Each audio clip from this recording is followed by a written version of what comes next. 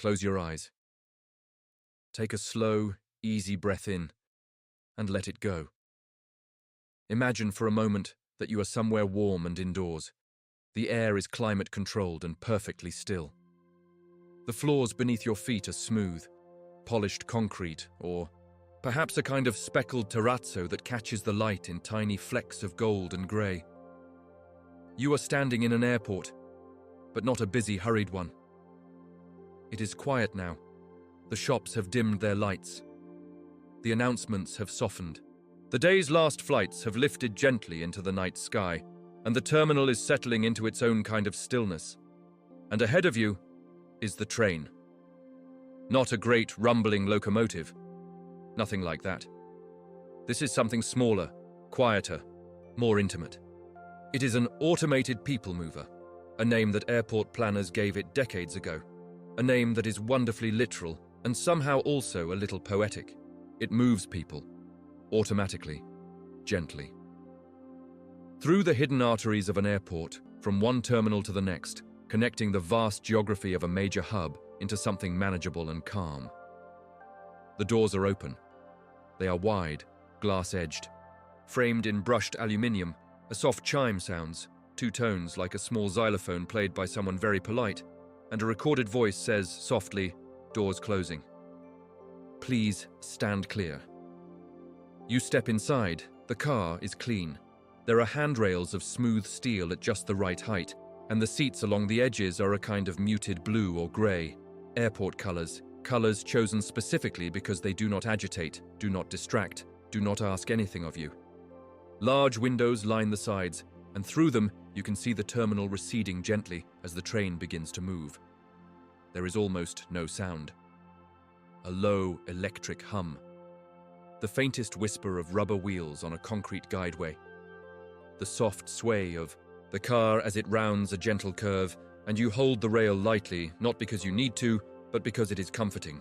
You are on the airport train, and there is nowhere else you need to be.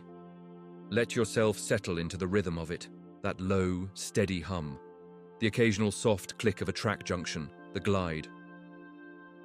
Airport people movers, as engineers call them, belong to a category of transit known as automated guideway transit, or AGT.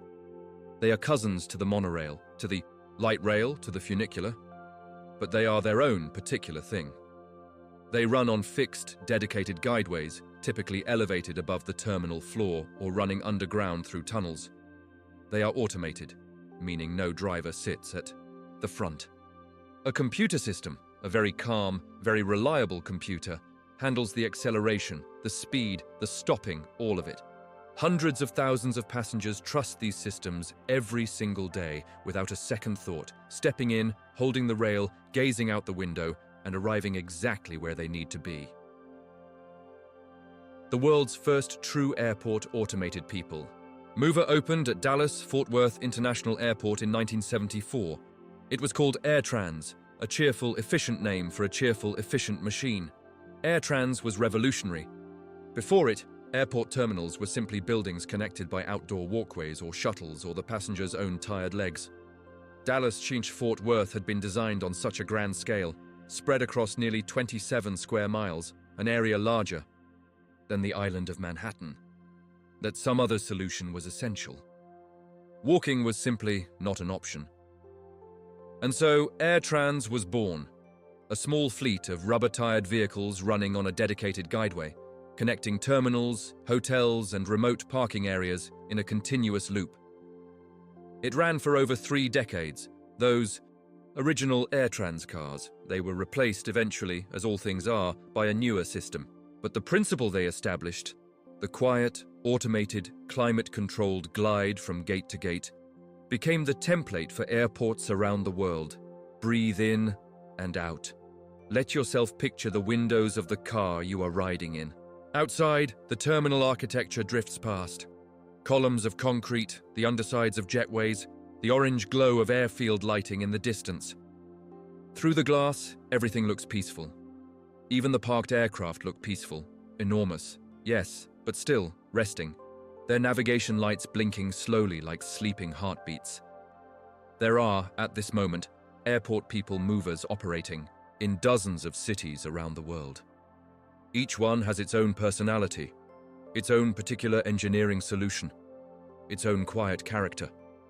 Some run underground through tunnels lined with smooth white tiles, lit by long strips of fluorescent light that give everything a clean, clinical glow. Some run elevated high above the terminal concourses, offering passengers a view of the airfield, the long grey runways, the distant control tower, the taxiing aircraft catching the last of the evening sun.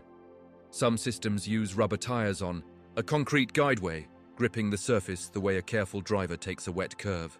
Others use steel wheels on steel rails, like conventional trains, producing that particular soft rhythmic tick that travelers find so soporific, so sleep-inducing.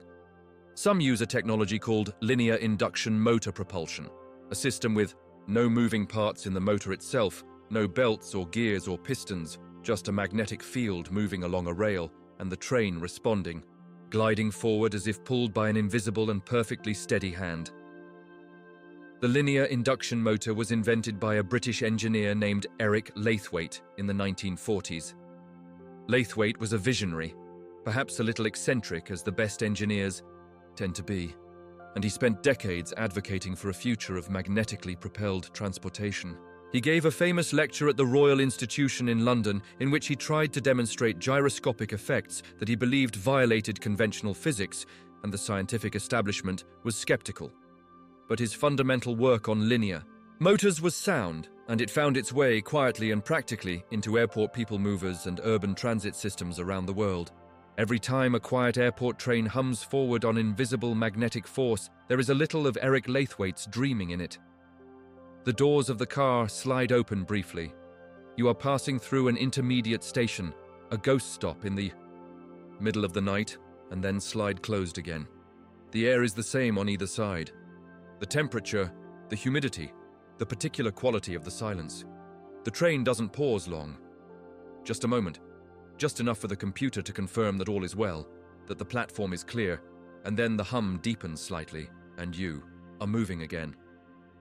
Some airport people movers use a system of cables to pull their cars along the guideway, much like a ski lift or a San Francisco cable car. These are called cable-propelled systems, and they have a different feeling to them. There is a subtle, constant tension in the motion, a sense of being drawn rather than pushed. The Vancouver SkyTrain, which serves Vancouver International Airport in Canada, uses a form of linear induction motor and is considered one of the finest automated rail transit systems in the world.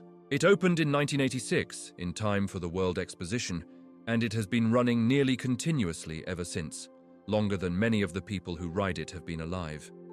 Let that sink in gently.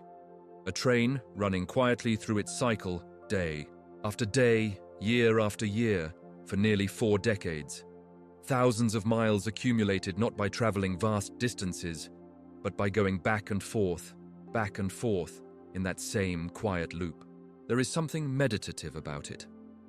Atlanta's Hartsfield-Jackson International Airport is, by many measures, the world's busiest airport, a distinction it has held for most of the 21st century, handling more than 100 million passengers in record years. It is an enormous place, stretching along a central spine called the domestic terminal, with concourses labelled T, A, B, C, D, E, and F, extending from it like the ribs of a great fish. To walk from one end of Hartsfield-Jackson to the other would take a determined person nearly a mile, and the airport handles roughly 2,700 flights a day. Its people mover, officially called the plane train, runs beneath the terminal in a tunnel, connecting all the concourses.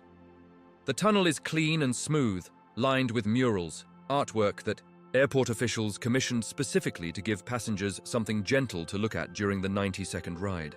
The plane train moves about 100,000 passengers per day, a city unto itself, underground, in motion. The cars of the plane train are made by Bombardier Transportation, a Canadian company that has been building transit vehicles for decades. The interiors are functional and calm, grey and blue, good lighting, clear announcements. The ride is smooth, passengers barely notice it. And that invisibility, that perfect unremarkability, is the highest compliment you can pay a people mover. When a system is doing its job perfectly, no one thinks about it at all. They step on, they step off, they catch their flights. The train simply is, humming along beneath the world, doing its work without complaint or fanfare. Breathe out slowly. There is something very comforting about that, about the systems that work so reliably that they disappear. The electricity that flows when you flip a switch. The water that comes when you turn a tap. The train that arrives when you need it, every time, without fail. These invisible architectures of reliability, they hold everything together, quietly, while we live our lives on top of them. Let the train carry you now to some of the great airports of the world, each with its own particular people mover, its own particular solution to the ancient problem of too much space and too many people. O'Hare International Airport in Chicago, one of the great cathedrals of American aviation. O'Hare began as a small military airfield called Orchard Place during World War II, which is why its IATA code is ORD for Orchard. After the war, it was expanded, and expanded again, and again, until it became the beast it is today, one of the most complex airports on Earth, with runways so numerous that their layout from above looks like a great geometric puzzle. O'Hare's people mover is called the Airport Transit System, or ATS. It loops between the domestic terminals, Terminal 1, Terminal 2, Terminal 3, and Terminal 5 for international flights, carrying an average of 35,000 passengers per hour at peak capacity. The cars are white and blue, and they glide along an elevated concrete guideway high above the terminal roadways, offering passengers a view of the entire airport complex, all its glass and steel and movement and light. The cars at O'Hare were manufactured by Bombardier, and they use a system of automated control that monitors not just the train's position and speed, but the condition of the track, the status of every door on every car, the air pressure in the tunnel, the temperature of the motors.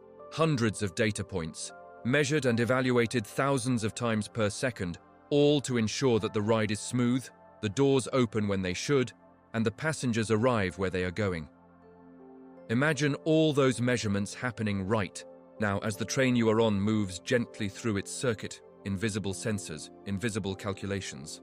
The whole system breathing quietly around you, aware of itself, taking care. Now imagine London. Heathrow Airport, officially London Heathrow, is the United Kingdom's largest airport and one of the busiest in the world. It has 5 terminals. Terminals 2, 3, 4 and 5 plus the satellite Terminal 2B. Getting between them has always been a logistical challenge. For many years, passengers used a network of buses and underground connections. But Terminal 5, which opened in 2008 after nearly 2 decades of planning and controversy, came with its own automated people mover, a dedicated inter-terminal transit system. The Terminal 5 people mover at Heathrow runs underground, connecting the main terminal building with 2 satellite buildings called 5B and 5C. The tunnel is a remarkable piece of engineering, bored through London clay precisely, the right diameter for the cars to pass through with a comfortable but economical clearance. The cars are sleek and modern, designed by a team that thought carefully about the passenger experience, the lighting, the acoustic profile, the way the doors feel when they open. Even the recorded announcements were designed to be calm, not cheerful in an aggressive way, not urgent. Just calm, informative, present.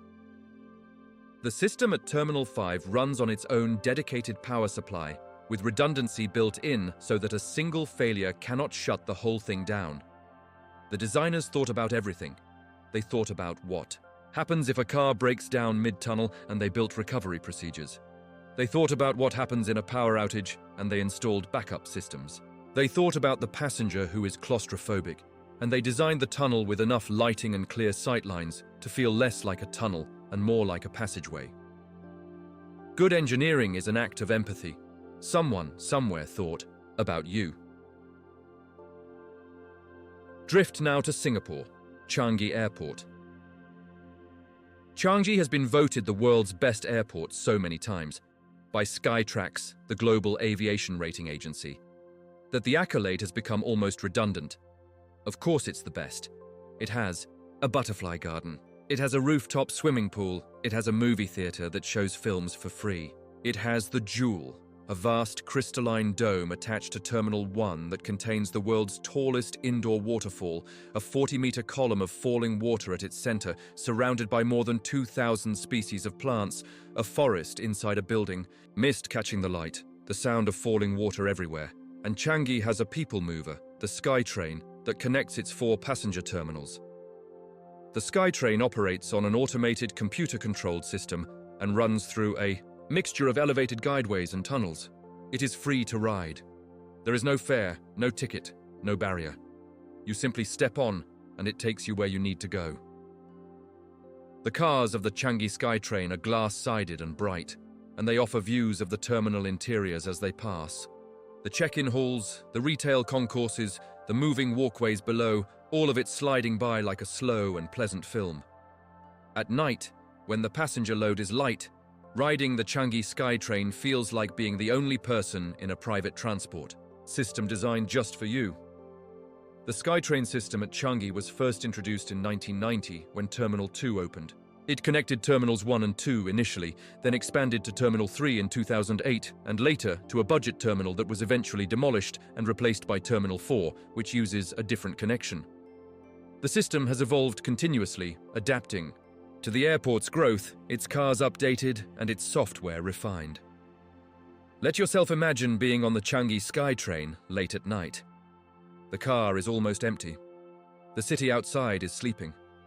The airport hums around you, alive in its own low-key nocturnal way. There are always night flights, always passengers somewhere in the world who are moving between time zones, arriving, while others depart. But in this car, in this moment, it is quiet. The glass panels show you the concourse gliding past.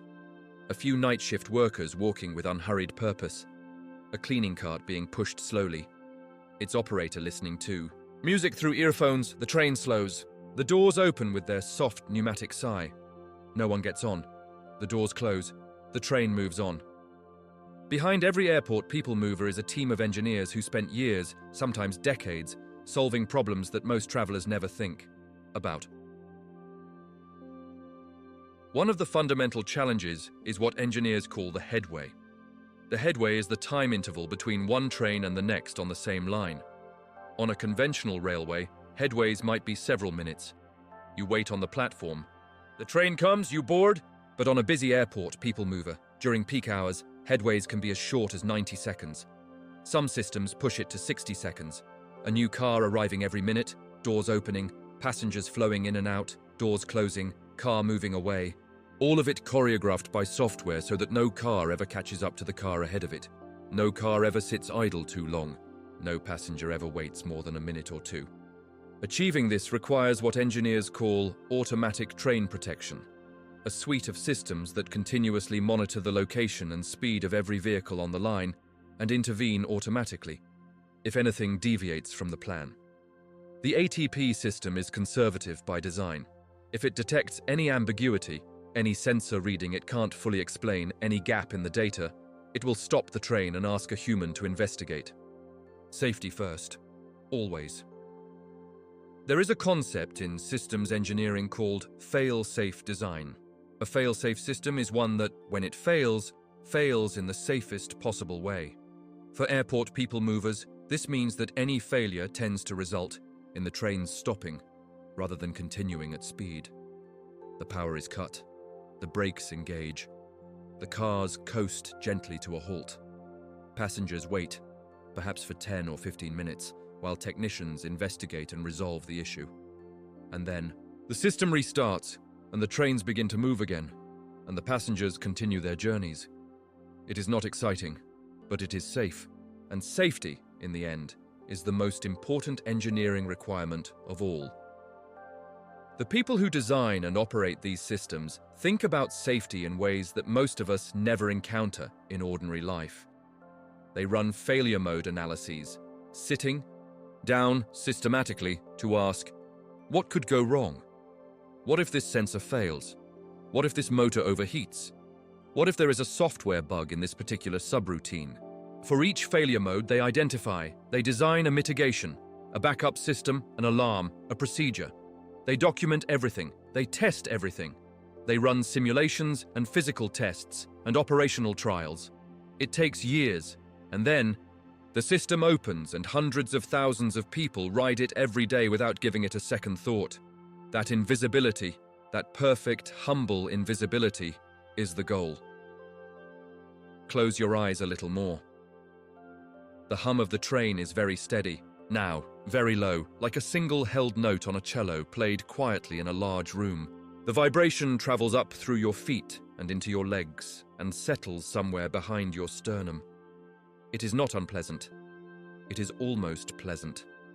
Like the feeling of being in a moving car on a long, empty highway, watching the lines on the road disappear beneath you, hypnotic and slow. Let us think for a moment about the vehicles, about the cars that carry us. Most airport people mover cars are between 10 and 20 meters long, roughly the length of 3 or 4 ordinary passenger cars parked end to end. They are wider than you might expect, typically 2.5 to 3 meters wide, which allows for a comfortable central aisle with seats along the sides and room for passengers with luggage, strollers, or wheelchairs. The floors are almost always low, designed so that the car floor and the platform floor are at exactly the same level, with no step, no gap, no barrier. Boarding is seamless. You simply walk in. The interiors are engineered for what designers call dwell time, the amount of time a train spends at a station. If the dwell time is 30 seconds, then in 30 seconds, every passenger who needs to get off must get off, and every passenger who needs to get on must get on, and the doors must close cleanly. This requires wide doorways, wider than on most conventional trains, and clear, unobstructed interior layouts. There are no seats in the middle of the car blocking the flow of people. Everything is arranged to allow movement. The seats themselves are padded but firm. Not luxurious, this isn't a first-class cabin, but comfortable enough for a 2 or 3 minute ride. They are bolted securely to the side of the car, and they are designed to withstand the kind of casual abuse that public transit furniture receives: spilled coffee, the drag of luggage wheels, the small impacts of people sitting down quickly. They are cleaned every night, wiped down with something that smells faintly of citrus and institutional cleaner. They are replaced on a schedule every few years when they show enough wear. The windows are double glazed, which reduces noise and maintains the interior temperature. The glass is treated with a coating that reduces glare. Outside, the world slides by. Inside, it is always the same temperature, the same light, the same hum. The Doppelmayr Cable Car Company, based in Austria, is one of the world's leading manufacturers of cable-propelled people movers. They are better known for their ski lift systems. You may have ridden one of their gondolas up a mountain somewhere, watching the valley recede below you, the pine trees growing smaller, the air growing colder and cleaner. But cable technology translates remarkably well to the airport context. The cable system is gentle, continuous, and energy efficient. The Doppelmayr APM, automated people mover, systems operate at several airports, including the Miami Intermodal Center and the Dallas-Fort Worth North Terminal. Bombardier Transportation, now part of Alstom following a major acquisition, has produced people movers for airports including Atlanta, Chicago O'Hare, Orlando, and many others. Their flagship airport product is called the Inovia APM, a sleek, modern-looking vehicle with large windows, LED lighting, and a ride quality that engineers describe with the slightly technical phrase low jerk, meaning the acceleration and deceleration are so gradual that passengers feel no sudden lurch, no pull, no push. They simply find themselves moving and then not moving. The Inovia APM cars are built at Bombardier's facility in Kingston, Ontario, Canada, a city on the north shore of Lake Ontario that has been building railway vehicles for over a century. The workers who assemble these cars are skilled tradespeople: welders, electricians, upholsterers, software engineers. Each car is assembled over a period of months, tested extensively, and then shipped to its destination airport for installation and further testing before it carries its first passenger. The journey of a single people mover car, from raw aluminum and steel to finished vehicle to operational airport service, takes about 2 years. 2 years of work by hundreds of people to produce something that you ride for 90 seconds without noticing. There is a deep satisfaction in that, in the long labor behind the invisible thing. Let the hour grow later now. Let the airport settle further into its nocturnal mode. Most airport people movers run 24 hours a day. Unlike bus routes or subway lines that shut down in the small hours, airport transit systems never fully sleep. There are always red-eye flights, always early morning departures, always international arrivals from the other side of the world where it is afternoon and the passengers have not yet noticed how tired they are. But the night running is different. The intervals between cars grow longer. The station dwell times extend. There are fewer passengers, so the doors stay open a little longer, just in case someone is hurrying. The automated system adjusts its service levels in response to demand. A kind of machine breathing, expanding and contracting with the rhythm of the airport's own life. At night, the maintenance crews come out. Every airport people mover has a maintenance depot, a dedicated facility somewhere on the guideway where cars can be brought for inspection, cleaning, and repair. The depot is usually hidden from public view, tucked under a terminal or at the end of the line, behind a set of heavy doors that slide open to admit a car for the night. Inside, the depot is brightly lit. Maintenance requires good lighting, and there are inspection pits beneath the tracks where technicians can work on the undercarriages of the cars without having to lift them. The maintenance schedule for an airport people mover is methodical and almost liturgical in its regularity. Every day after the last run, cars are brought in for cleaning. Floors are swept and mopped. Seat covers are inspected. Handrails are sanitized. Fingerprints are wiped from glass panels. Every week, a more detailed inspection, checking the wheel assemblies, the door mechanisms, the electronic systems. Every month, a deeper review of the propulsion and braking systems. Every year, a major overhaul. Cars are stripped of their interior components. Everything is inspected and tested. Worn parts are replaced and the car is rebuilt essentially from the inside out. These overhauls take weeks. During that time, the car that is normally car number 7 or car number 12 is absent from service and the system runs with one fewer vehicle, the intervals between remaining cars slightly longer. Most passengers never notice. The system absorbs the gap. The people who do this work, the maintainers, the technicians, the cleaners, are the invisible backbone of the system. They work nights mostly. They wear orange or yellow high-visibility vests and carry equipment bags and speak a language of component numbers and torque specifications and software version numbers. They take pride in the work. When a system runs perfectly, when no passenger ever notices anything wrong, it is because of them. Breathe in. Feel how quiet it is. Somewhere, right now, a technician is in an inspection pit under car number 8 at an airport you have never visited, checking the condition of a rubber guide tire with a flashlight and a practiced eye. They have done this. Check hundreds of times. They know what worn looks like. They know what fine looks like. This one looks fine. They make a note in their tablet. They move to the next check item on the list. Above them, through the closed depot doors, the guideway is quiet. The operational cars are running their slow overnight cycle, patient and automatic, waiting for morning. Let us drift through some more of the world's great airport train systems, each one a window into a different place, a different climate, a different approach to the same beautiful problem. Denver International Airport in Colorado, USA. DIA, as it is known, is famous for several things. Its enormous white tent-like roof, which was designed to echo the snow-capped Rocky Mountains, visible on the horizon.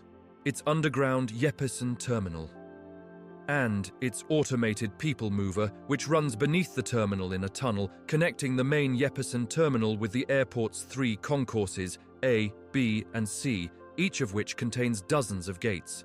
The underground tunnel at Denver is long. The airport is one of the largest in the United States by land area, covering 53 square miles, designed with room to grow. And the people mover journey from the terminal to Concourse B, the farthest, takes about 3 minutes. The tunnel walls are decorated with murals, some of which have become famous in their own right. There is an apocalyptic mural painted by an artist named Leo Tanguma that depicts scenes of garish violence and then scenes of peace and renewal. A giant child wielding a sword, weeping children, a phoenix rising. And it is visible from the people mover as passengers glide by, and it has been both celebrated and controversial. and it gives the Denver Airport Tunnel an atmosphere unlike any other in the world. The Denver People Mover was built by Bombardier and opened in 1994 when DIA itself opened. In 2022, a major upgrade of the system was announced to expand capacity and modernize the technology. The airport continues to grow because Denver continues to grow, because the American West continues to grow, and the train must grow with it. Now travel, in your mind, to the Middle East, to Dubai. Dubai International Airport is consistently one of the busiest airports in the world for international passengers, a hub for Emirates Airline, connecting Europe, Asia, Africa, and the Americas through a single vast junction in the desert.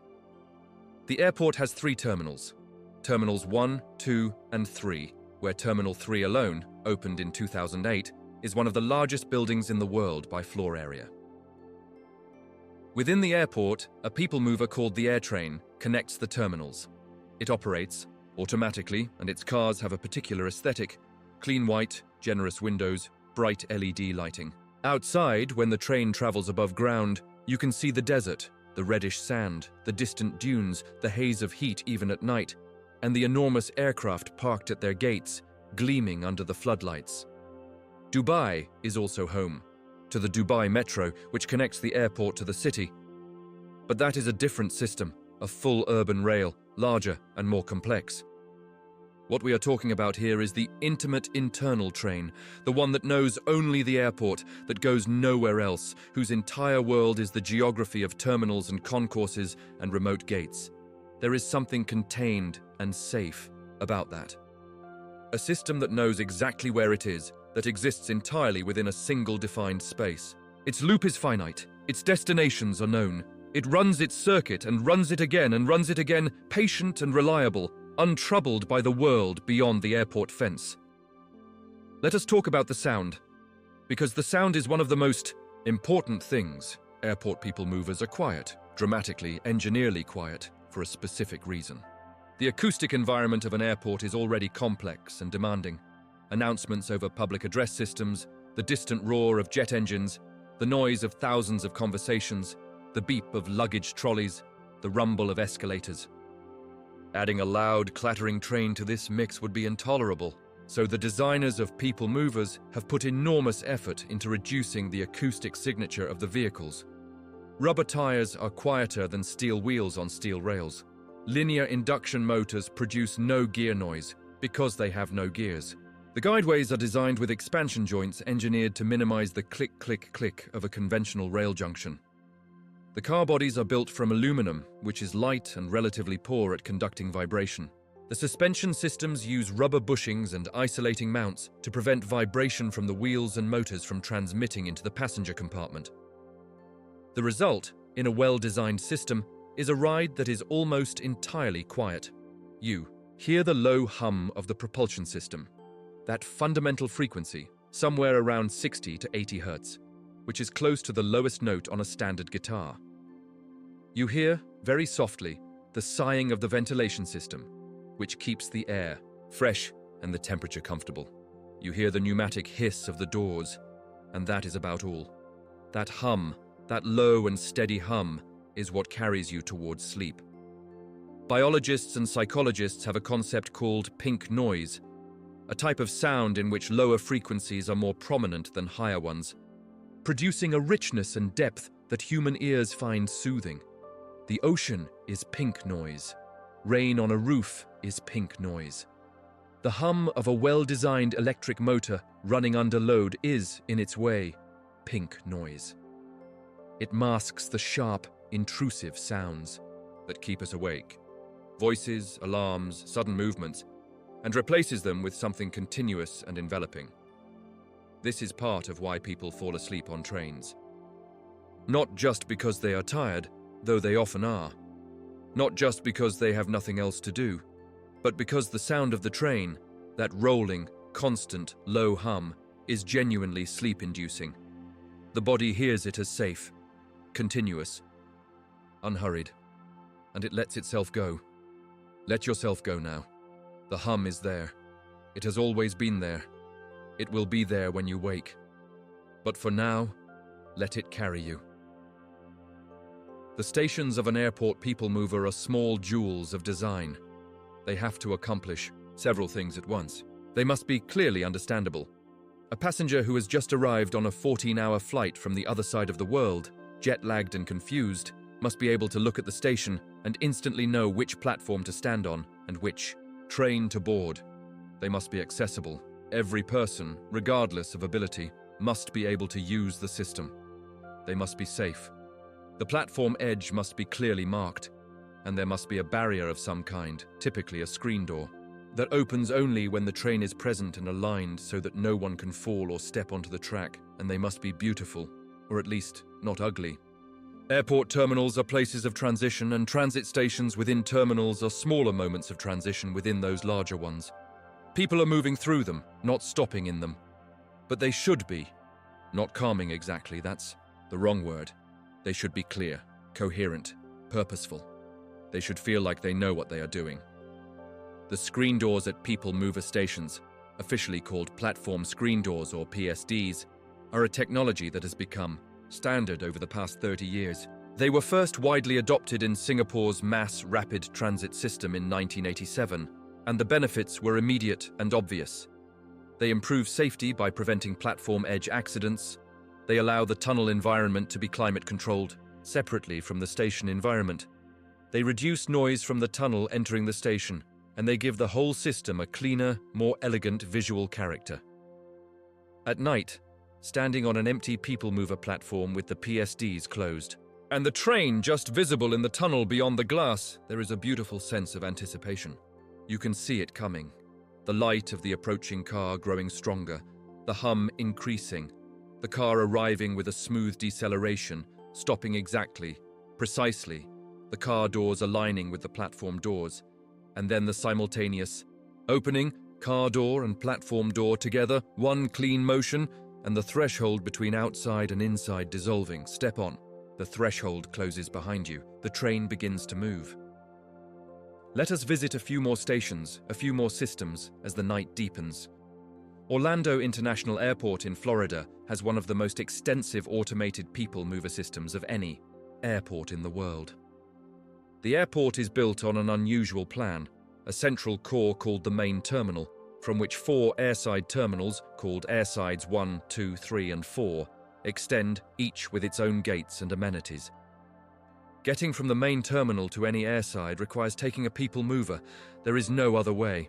The Orlando system uses Bombardier Innovia APM 200 vehicles, running on 2 separate loops, one serving airsides 1 and 3, the other serving airsides 2 and 4. The cars are white with blue and orange accents, reflecting Florida's colors, the sky, the citrus groves, and the ride is smooth and quick, about 2 minutes from the terminal to the airside.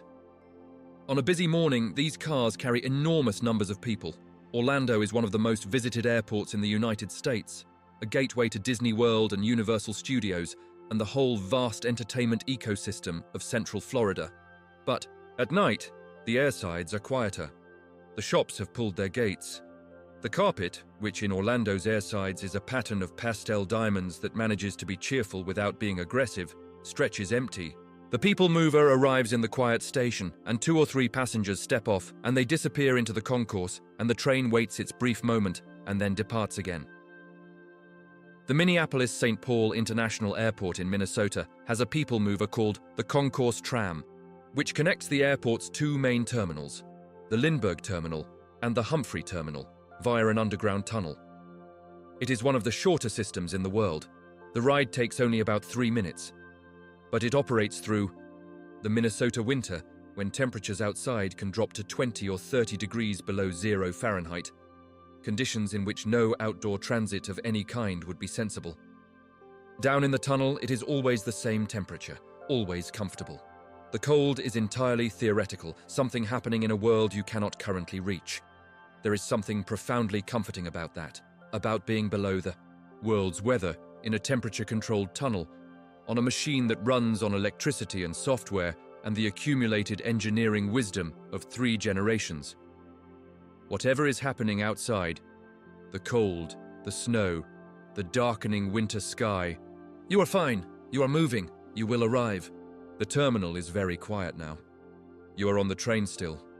You have been on the train for a long time, not because the journey is long, but because you are suspended in that gentle interval between waking and sleep, and the motion is keeping. You there, comfortable and unhurried. Let your breathing slow. In the 1980s and early 1990s, there was a period of extraordinary expansion in airport people mover technology. Airports around the world were growing. Air travel was becoming accessible to a much larger segment of the population, and airports that had been designed for one generation of traffic were struggling under the next. New terminals were being built everywhere, new concourses, and with them, new people movers. The 1990s saw the introduction of a new generation of vehicles, lighter, faster, more energy efficient, with more sophisticated control systems. The TUI, aluminum car bodies became lighter. The propulsion systems became more efficient. The control software became more capable, able to manage more cars on more complex routes with tighter headways. The stations became more elegant, the PSDs becoming standard, the whole aesthetic maturing.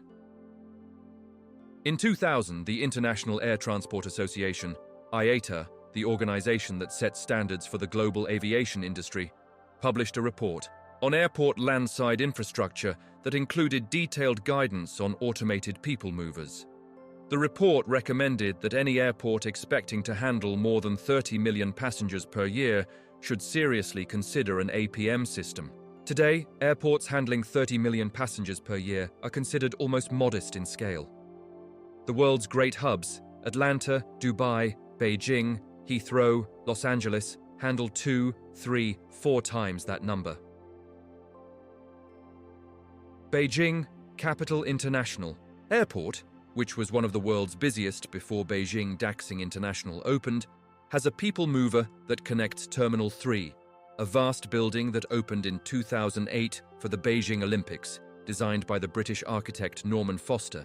With its 2 concourses, Terminal 3 is so large that it was, at the time of its opening, the world's largest airport terminal building by floor area, roughly 1 million square meters. You could fit Heathrow's Terminal 5 inside Terminal 3 at Beijing and still have room. The people mover within it is a necessity, not a luxury. Foster's design for Terminal 3 is extraordinary. The roof is a series of rippling waves in red and yellow, colors chosen as an echo of Chinese traditional architecture, and the light that filters through the roof panels changes color throughout the day, creating a constantly shifting interior atmosphere. Riding the people mover through Terminal 3 at Beijing, past the dramatic columns through the great colored light, is an experience unlike any other. Let yourself imagine it. The colors of the light, the quiet of the car, the smooth glide. There is a philosophical concept that some architects and urban planners find useful. The idea of the non-place.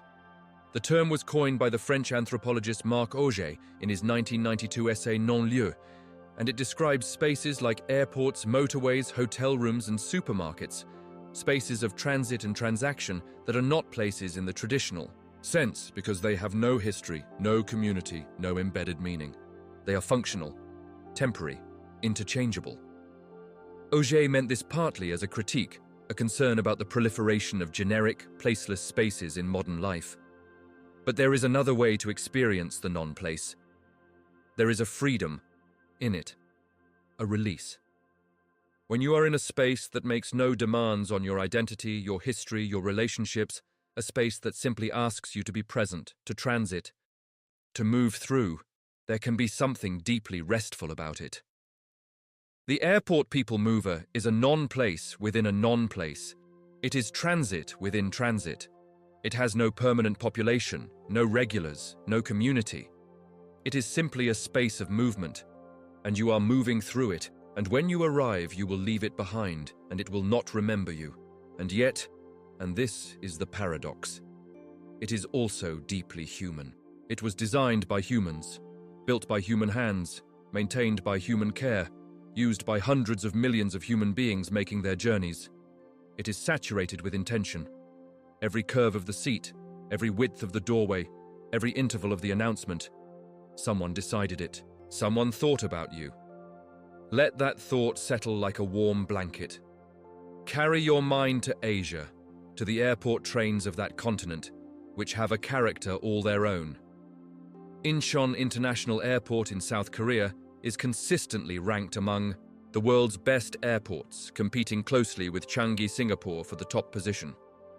It opened in 2001 on Yeongjong Island, an island that was, before the airport, largely uninhabited, but was chosen for its flat terrain and its distance from the dense urban center of Seoul, which reduced noise complaints. Incheon has its own internal transit system, connecting its two terminal buildings, Terminal 1, which opened with the airport, and the stunning Terminal 2, which opened in 2018 specifically to handle Korean Air and SkyTeam Alliance flights, and which was used as the primary gateway for the 2018 Pyeongchang Winter Olympics. The internal transit at Incheon runs underground, and the stations in Terminal 2 are among the most beautiful in any airport transit system. High ceilings, clean lines, art installations embedded in the walls, Korean contemporary art selected by the airport's culture program, and a quality of light that manages to be both practical and lovely. Narita International Airport in Japan, Tokyo's main international hub, though it is located a full 60 kilometers from central Tokyo, has a small internal people mover system called the Airport People Mover, which connects the two main terminals via an elevated guideway. What is notable about Narita's system, as with so many things Japanese, is its extraordinary reliability. Japan has a culture of operational precision in public transit that is legendary. The Shinkansen bullet trains, for instance, have an average delay of less than a minute, and that same culture infuses the airport transit systems. At Narita, the people mover is quiet, orderly, announced in Japanese and English with equal clarity. It arrives exactly when it is supposed to arrive. It departs exactly when it is supposed to depart. The floors are immaculate, the windows are spotless. The whole system operates with a kind of refined, unhurried certainty that is deeply soothing.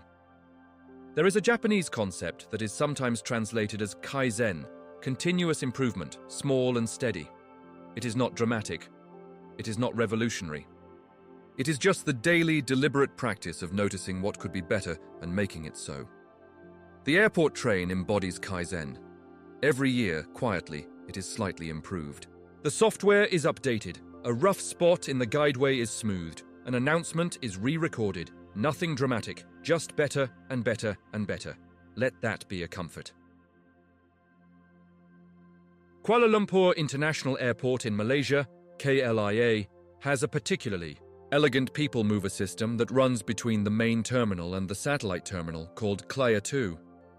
The guideway passes through a natural landscape.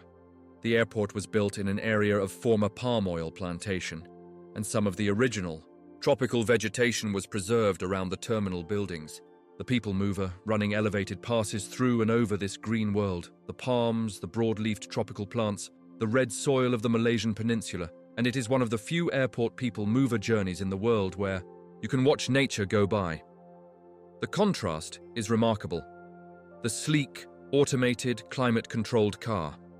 The hot, humid, brilliantly alive world outside the glass. Two realities, moving past each other, each indifferent to the other, each complete. It is very late now, or very early. The boundary between the two has dissolved. On the platform, if you were there, you would see the display board showing the time to the next train. 2 minutes, then 1 minute. Then the familiar hum growing stronger in the tunnel, the light brightening, the car arriving with its soft deceleration and its impeccable stop. But you don't need to go anywhere. You can just ride. Just stay on. The train makes its loop, terminal to concourse to terminal, over and over. And you can ride it as many times as you like, and nobody will mind, because the system does not count how many times you have ridden, does not know your name or your purpose. It only knows that you are on the train, and that the train is moving, and that this is fine. Los Angeles International Airport, LAX, is undergoing a period of transformation. For decades, LAX was known for something it did not have, a people mover. Unlike nearly every other major American hub, LAX connected its terminals with a roadway, and passengers who needed to change terminals had to exit security, take a shuttle bus, and re-enter security. This was widely considered one of the great inconveniences of American airport travel. But this is changing. The Automated People Mover at LAX, officially called the LAX Automated People Mover, which is a name of magnificent literal simplicity, is currently under construction as of the early 2020s, with operations expected to begin in the coming years. It will be the largest new airport APM system built in the United States in a generation. A 2.25-mile elevated guideway with 6 stations, connecting the airport's central terminal area with 2 intermodal transportation facilities. Places where passengers can connect to light rail, bus, and rental car services. The LAX APM is being built by a consortium that includes automated people mover specialists, and its cars are designed to be visually striking. LA is, after all, a city with strong aesthetic opinions, with large windows and LED lighting, and a ride quality designed to make the notoriously car-dependent residents of Los Angeles feel that public transit can, in fact, be pleasant.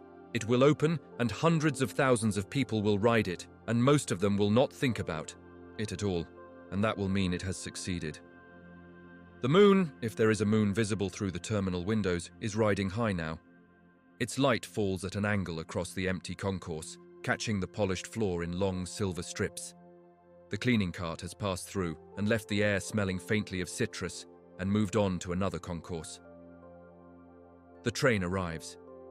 The doors open. Nobody boards, the doors close, the train departs. Airport people movers are remarkably energy efficient relative to the work they do. A conventional bus, loaded with passengers, consumes significant amounts of diesel fuel. A people mover, running on electricity, often supplied from the airport's main grid, which in many modern airports includes a significant proportion of renewable energy, consumes a fraction of the energy per passenger kilometer. Some modern people mover systems use regenerative braking. When the car decelerates, instead of converting its kinetic energy entirely to heat in the brakes, it feeds that energy back into the power supply, where it can be used by other cars accelerating elsewhere in the system.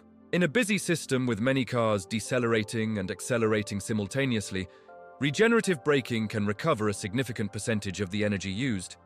Some systems claim recovery rates of 30 to 40%. The guideway itself, the track on which the cars run, is also designed for efficiency. It is typically built with very gentle gradients because a heavily laden car climbing even a modest slope requires significantly more energy than one running on a level track. The curves are engineered with a specific radius designed to allow the cars to maintain their cruise speed without having to slow down, reducing both energy consumption and journey time. All of this means that the quiet, electric gliding motion of the airport people mover is genuinely one of the more sustainable ways to move people through large spaces that humanity has devised. It is not dramatic. There are no solar panels on the roof, no wind turbines above the station, but the arithmetic of efficiency, of electric motors, regenerative braking, purpose-built guideways, and high passenger loads adds up in the EU-SAG-SIT aggregate to something genuinely good.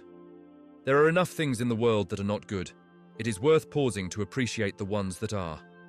Let us think about the electricity that powers the car you are riding in. It comes from somewhere. From a substation at the airport, fed from the regional power grid, which is fed from power stations somewhere in the country you're in. The power flows along cables, thick bundles of copper or aluminum, insulated and protected, and it reaches the guideway through a system called the third rail or the conductor rail, a specialized rail running alongside the track from which the cars draw their power through sliding contacts on their undersides. The third rail is energized only in sections where a car is present. When a car moves forward, the section behind it is de-energized, and the section ahead of it is energized.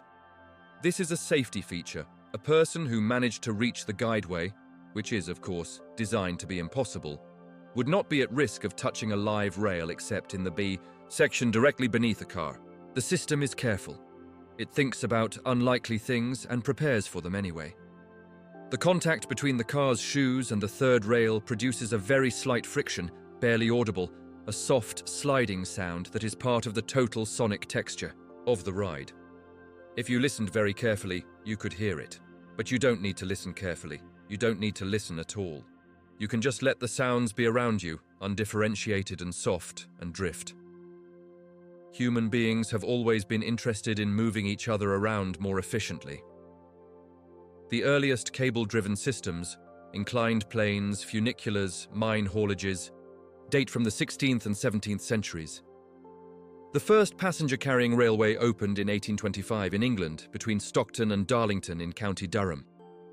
By the late 19th century, the great railway systems of the world were established, and the idea that large machines on fixed tracks could move people reliably and safely was entirely settled. The 20th century brought the automobile and the aeroplane, and both transformed human geography in ways that their inventors probably did not fully anticipate. The aeroplane made it possible to cross oceans in hours rather than weeks, and the infrastructure required to receive these aircraft, the airports, grew to match the scale of the ambition, and airports, growing large enough to require their own internal transit systems, gave us the people mover.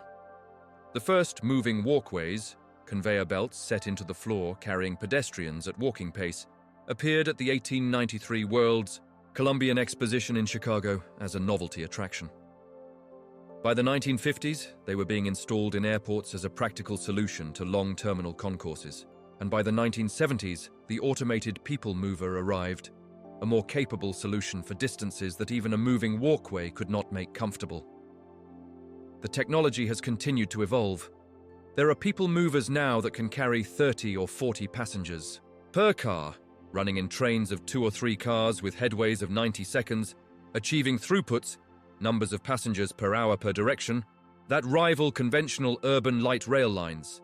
There are systems designed for passenger comfort at levels that early APM designers would have found extraordinary. Near silent, perfectly smooth, temperature controlled to within a degree, with ambient lighting adjustable to match the time of day. And there are systems still being designed and built and planned, in airports that are growing or being built from scratch, in cities that are growing, in countries that are connecting themselves to the rest of the world, in places where for the first time a significant number of people will travel by air and will walk into a terminal and will step onto a train and will think nothing of it. That accessibility, the quiet democratization of the experience, is one of the things most worth appreciating. Let the train make one final loop, slow and long, and let the world outside the windows grow softer and less distinct. The stations pass. Terminal 1, Concourse A, Concourse B, Terminal 2. The names are just names now. Placards of light in the dark, announcing stops that nobody gets off for, not tonight. Not in this dream geography that is all airports at once and no particular airport. The hum is very steady. Your breathing has slowed. The handrail under your fingers is smooth and cool. Outside the windows, the airport is sleeping. Or not sleeping. Exactly, because airports never truly sleep, but resting in its nighttime mode, doing what it does in the small hours, maintaining, monitoring, preparing for morning. In a few hours, the lights will brighten, the shops will open, the announcements will resume their daytime frequency, their cheerful urgency. The passengers will arrive in waves, early morning departures, overnight arrivals, and the platforms will fill, and the cars will be full, and the system will do what it does at capacity. Receive, transport, deliver, again and again, thousands of people per hour, all of them going somewhere, but that is later. Right now, it is quiet. The train makes its loop. There is a moment, near the middle of the journey, when the guideway passes through a section with no windows to the outside. A tunnel within a tunnel, perhaps, or a section where the terminal walls close in, and the car's interior becomes the whole world. Just the walls of the car, the seats, the ceiling with its recessed LEDs, the floor with its grip-patterned rubber, the handrails, the doors, and the hum. Everything else has gone. It is enough. It is actually more than enough. It is sufficient, complete, a whole world in miniature, moving. The first Airtrans cars at Dallas-Fort Worth, those pioneer vehicles from 1974, the first airport people movers in history, ran their circuits for 31 years before being retired. 31 years of loops, of terminals, of passengers stepping on and stepping off. They were replaced in 2005 by a new system, the Skylink, which continues to operate today. But somewhere, in a museum perhaps, or perhaps nowhere at all, those old Airtrans cars may survive. Blue and white and boxy by modern standards, with their 1970s interiors, their older propulsion technology, their honest industrial aesthetic. They were the beginning of something. They were the moment when someone looked at the geography of a vast airport and said, there must be a better way. And there was. And they built it, and it ran and ran and ran. Let yourself run now, in whatever direction sleep takes you.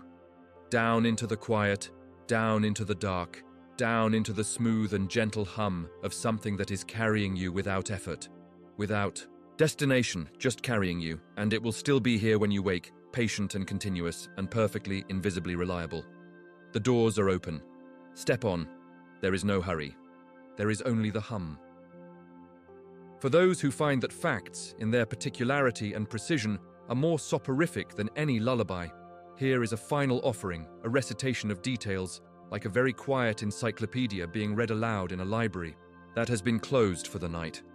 The Innovia APM 256, manufactured by Bombardier Transportation, has a car length of 12.6 meters, a width of 2.65 meters, and a capacity of 100 passengers. Its maximum operating speed is 80 kilometers per hour. Its door width is 1.2 meters. Its propulsion system is linear induction motor. Its guideway type is concrete beam. The Mitsubishi Crystal Mover, used at several Asian airports, has a car length of 15 meters, uses linear induction motor propulsion, and operates on guideways with minimum curve radii of 40 meters, allowing it to navigate the tight curves of constrained airport environments. The Otis 11ic People Mover system, which operates at several American airports, uses cable propulsion rather than onboard motors, running cars via a continuously moving cable similar to a ski gondola. This approach simplifies the vehicles themselves and moves the drive machinery into a fixed location, a motor room somewhere on the guideway, where it is easier to maintain and service. The Doppelmayr Cable Car APM, as used at several North American airports, operates with a maximum line speed of 9 meters per second, about 32 kilometers per hour, and can achieve headways of as little as 15 seconds on some configurations, meaning a car can arrive every quarter minute. The VAL system, Véhicule Automatique, Léger, or light automated vehicle, is a French technology developed by Matra and now owned by Siemens. It uses rubber tires on a concrete guideway with central guide rails, a system that allows the cars to navigate tight curves and steep grades. VAL systems operate at airports including Roissy-Charles de Gaulle in Paris, where the CDG-VL People Mover connects the airport's 3 main terminal zones in a loop that takes about 8 minutes to complete. Charles de Gaulle Airport, CDG, is the largest airport in France and one of the busiest in Europe, handling over 70 million passengers per year before the disruptions of the pandemic. Its CDG-VL system runs along 3.6 kilometers of elevated guideway with 7 stations and carries approximately 17 million passengers per year. The cars are white and low-slung, and the guideway offers views of the airport's extraordinary terminal. 1. A circular building of concrete and glass designed by the architect Paul Andreau in the 1970s. Unlike anything else in the world, which passengers approach through underground tunnels and ascend via escalators enclosed in transparent tubes, the Pittsburgh International Airport, now somewhat reduced in operations from its 1990s peak, has a people mover called the Airside People Mover that connects its landside terminal with an airside terminal. The system uses rubber-tired vehicles on a concrete guideway and was one of the first to use platform screen doors as standard equipment, setting an example that many subsequent systems followed.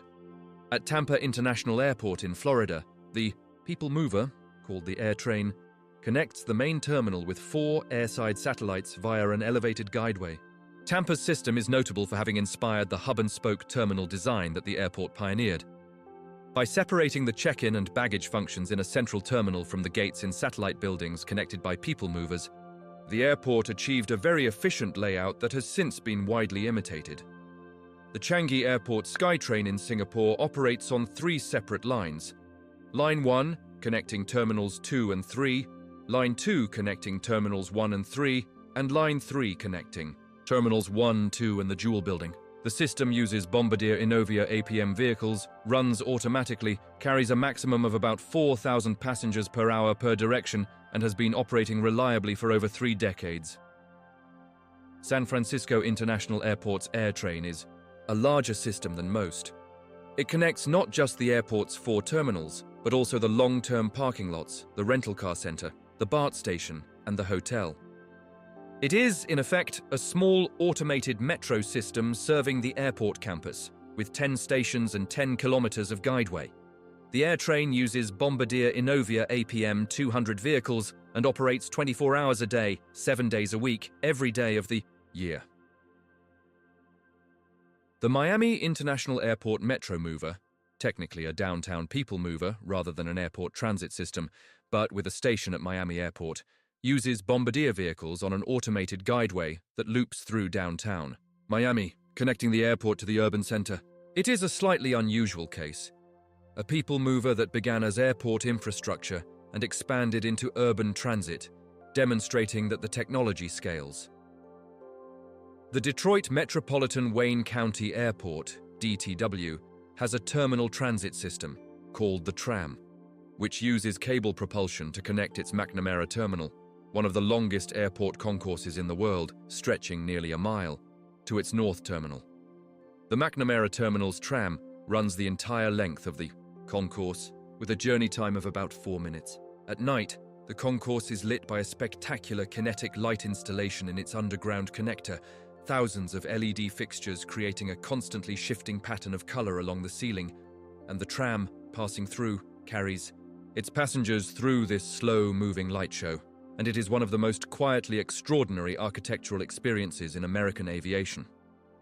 Portland International Airport in Oregon, PDX, was recently replaced by a new terminal building, opened in 2024, which incorporates a significantly improved people mover connection to its parking structures.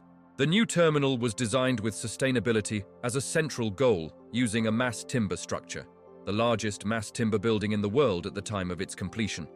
And the people mover system that serves it was designed to fit the aesthetic and operational philosophy of the new building. Warm, honest materials, clear wayfinding, and quiet, reliable operation. Let all of these places be present with you now, simultaneously. Changi and Atlanta and Denver and Dubai, and Narita and Incheon and Paris and London and Orlando and Portland, all of them quiet, all of them cycling through their nighttime routines, all of them carrying the last few passengers of the day in their smooth and automatic cars. Somewhere in the world, at this very moment, it is both night and day. The sun is always rising. Somewhere, always setting, and airport people movers are running in both the dark and the light. They do not distinguish. They run the same in bright afternoon sunshine, when the terminals are packed with families and business travelers and the whole controlled chaos of modern aviation, as they do in the small hours, when only the essential skeleton of the airport remains active. The consistency is comforting. The train does not depend on your state. It runs whether you are anxious or calm, excited or exhausted, running late or arriving early. It is not affected by your emotions, your plans, your history. It simply runs, and in the steady, automated, carefully engineered, continuously maintained, invisibly reliable running of the airport train, there is something worth finding and resting in, and taking with you into sleep. The train is on its final loop now. The stations are passing, one by one, gentle and soft. The hum is at the lowest register you can hear, right at the threshold of sound and feeling. Your eyelids are heavy. Your breathing is slow. Your hands, resting wherever they rest, are relaxed and warm.